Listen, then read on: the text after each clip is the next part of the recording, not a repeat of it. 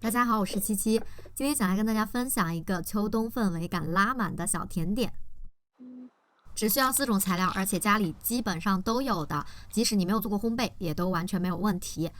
那我们就开始吧。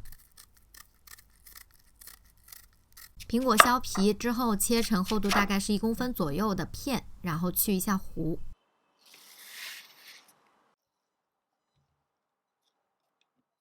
手抓饼都有吧？把它切成长条。之后就把切好的手抓饼均匀的包裹在苹果上。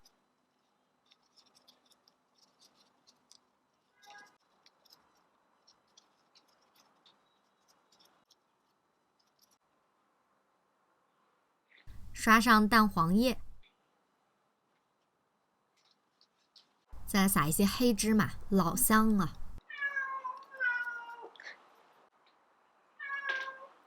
之后就放空气炸锅，180摄氏度，大概20分钟左右。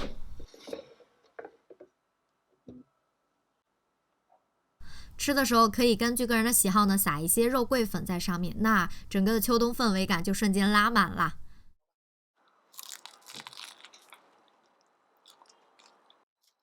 真的是甜甜圈还是苹果派，傻傻分不清楚呢，你们说是吧？也希望大家会喜欢，那我们就下期见吧，拜拜。